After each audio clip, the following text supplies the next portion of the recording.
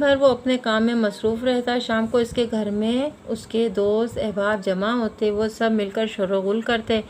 امام صاحب رحمۃ اللہ علیہ رات کو عبادت میں مصروف رہتے، لیکن اس شور کی وجہ سے آپ کو بہت تکلیف ہوتی، مگر آپ نے اپنے اس پڑوسی سے کبھی شکایت نہ کی۔ دیکھیں، امام ابو حنیفہ کے پڑوس میں جو موچی رہا کرتا تھا، وہ دن بھر تو اپنے کام میں مصروف رہتا اور شام کو اپنے گھر پہ اپنے دوستوں کو جمع کر لیتا، جو کہ سب مل کر شور مچایا کرتے تھے۔ اس طرح سے امام صاحب جب رات کو عبادت میں مصروف ہوتے تو اس کے شور کی وجہ سے ان کی عبادت میں بہت خلل پڑتا تھا، بہت ڈسٹرب ہوتے تھے اور ان کو بہت تکلیف ہوتی تھی کہ ان کی عبادت جو ہے صحیح طرح نہیں ہو پاتی تھی، مگر آپ نے اپنے پڑوسی سے کبھی اس چیز کی شکایت نہیں کی۔ ایک رات کو کوتوال کا وہاں سے گزر ہوا تو اس نے شور سنا۔ کوتوال مطلب محافظ کا یا کسی سپاہی کا یا کسی پولیس انسپکٹر کا، وہاں سے جب گزر ہوا تو اس نے جب شور سنا تو تفتیش کرنے پر معلوم ہوا کہ یہ شور موچی اور اس کے دوست مچا رہے ہیں۔ کوتوال نے موچی کو قید خانے میں ڈال دیا۔ تفتیش یعنی کہ اس نے جو ہے انویسٹیگیشن کی یا چھان بین کی کہ بھئی یہ شور کہاں سے آ رہا ہے، تو یہ شور جو ہے موچی کے گھر سے آ رہا تھا، کیونکہ اس کے دوست جمع تھے وہاں پہ۔ تو اس نے جو ہے کہ کوتوال نے موچی کو قید خانے میں ڈال دیا۔ اگلی رات جب امام ابو حنیفہ رحمۃ اللہ علیہ کو شور نہ سنائی دیا تو آپ کو فکر لاحق ہوئی کہ پوچھنے پر لوگوں نے بتایا کہ موچی قید خانے میں ہے۔ یعنی جب رات ہوئی اور امام ابو حنیفہ عبادت کرنے مشغول ہوئے تو ان کو جب شور نہ سنائی دیا تو ان کو یہ فکر ہوئی کہ یہ لوگ کہاں چلے گئے ہیں، ہر روز تو شور مچا رہے ہوتے ہیں۔ تو انہوں نے لوگوں سے پوچھا کہ آج یہ لوگ کہاں ہیں، تو لوگوں نے یعنی پڑوسی نے بتایا کہ موچی قید خانے میں ہے۔ آپ فوراً کوفے کے گورنر کے پاس گئے اور کہا کہ میرے ہمسائے کو کوتوال نے گرفتار کر لیا ہے، میری خواہش ہے کہ اسے رہا کر دیا جائے۔ دیکھیں، وہ فوراً جو ہے کوفے کے گورنر کے پاس گئے، ٹھیک ہے، اور کہا کہ جو میرا ہمسایہ ہے، جو میرا پڑوسی ہے، تو وہ جو ہے سپاہی جو ہے اس کو گرفتار کر کے لے کے آ گئے ہیں، میں چاہتا ہوں کہ ان کو آپ رہا کروا دیں۔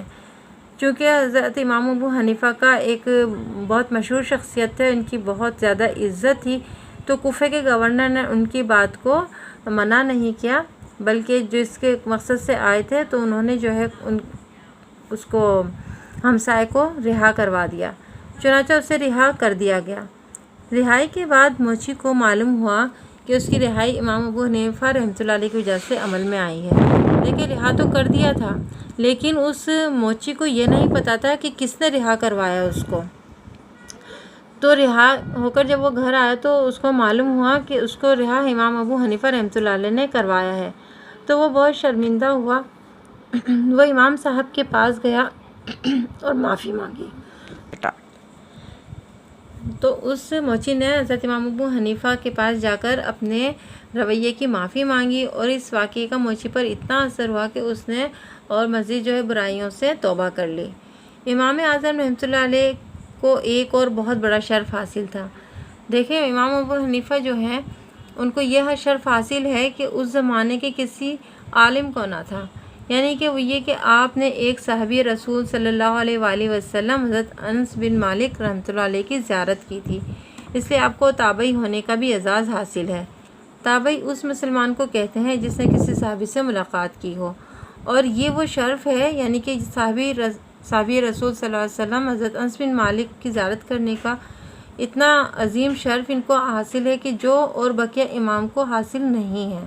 اسی وجہ سے امام اعظم امام ابو حنیفہ کو تابعی کہا جاتا ہے۔ میں نے آپ کو پہلے بتایا تھا کہ تابعی انہیں کہا جاتا ہے جنہوں نے صحابی رسول کو دیکھا ہو۔ پھر آپ رحمۃ اللہ علیہ کے زمانے میں بغداد کے خلیفہ منصور عباسی کی حکومت تھی، ٹھیک ہے۔ آپ کے زمانے میں بغداد پہ جو جس شخص کی حکومت تھی، جس خلیفہ کی، وہ تھے منصور عباسی۔ اس نے امام صاحب کو قاضی بنانا چاہا، یعنی وہ چاہتا تھا کہ امام صاحب شہر کے جج بن جائیں، لیکن آپ شاہی عہدے کو پسند نہیں کرتے تھے، اس لیے آپ نے یہ عہدہ لینے سے انکار کر دیا۔ لیکن چونکہ وہ کسی بھی قسم کے شاہی عہدے کو، یعنی کہ کوئی بھی گورنمنٹ کا عہدہ، کوئی بھی گورنمنٹ کی پوسٹ پسند نہیں کرتے تھے، اس لیے انہوں نے اس پوسٹ کو لینے سے انکار کر دیا۔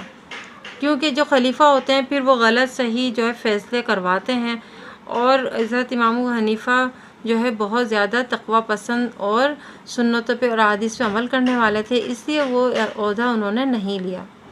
پھر کیا ہوا کہ اس پر خلیفہ منصور ناراض ہو گیا اور قید میں ڈال دیا۔ آپ نے اسی قید خانے میں 150 ہجری میں وفات پائی اور بغداد میں دفن ہوئے۔ یعنی خلیفہ منصور نے ان کو ناراض ہو گیا اور ان کو جیل میں ڈال دیا۔ پھر اسی جیل میں، ظاہر سی بات ہے وہ بہت بوڑھے ہو چکے تھے اور بہت زیادہ عمر ان کی ہو چکی تھی۔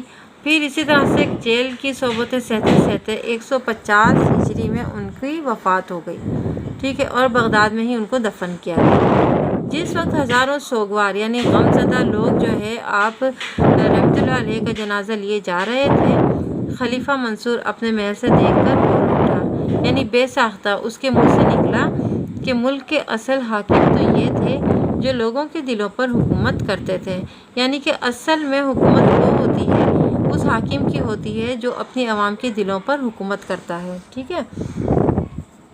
اللہ تعالیٰ امام ابو حنیفہ رحمۃ اللہ علیہ کے درجات بلند فرمائے، جن کی محنت کی بدولت آج ہم قرآن و حدیث کے احکام کو آسانی سے سمجھ سکتے ہیں اور عمل کر سکتے ہیں، ٹھیک ہے۔ آج جو اتنی بھی ہمارے پاس اپنے فقہ کے جو مسائل کا جو حل ہے وہ ہمیں امام ابو حنیفہ کے ہی بدولت ہمیں ان کا حل جو ہمیں ملا ہے، تاکہ ہم اپنے جو ہے دین کو جو ہے اور مزید درست کر سکیں، اور اس میں جو کوئی غلطیاں ہو جاتی ہیں اس کا حل ہم ان کی فقہ کی لکھی ہوئی کتابوں سے حاصل کر سکتے ہیں۔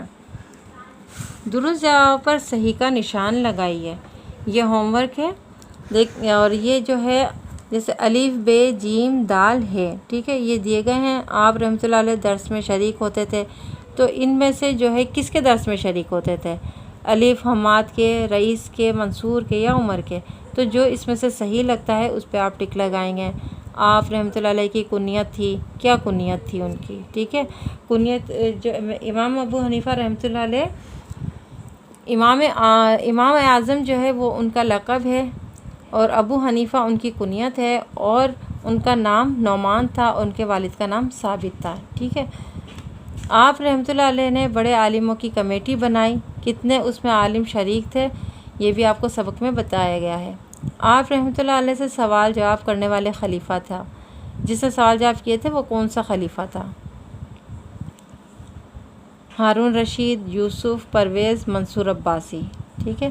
منصور نے آپ رحمۃ اللہ علیہ کو بھجوا دیا، کہاں بھجوایا تھا اس نے؟ جب انہوں نے اپنے اس میں جج بننے سے انکار کر دیا تھا، قاضی بننے سے، قید خانے میں ڈلوایا تھا، مدرسے بھیجا اگلے شہر یا محل میں۔ جو آپ کو آپشن صحیح لگتا ہے آپ اس پر صحیح کا نشان لگا دیجئے۔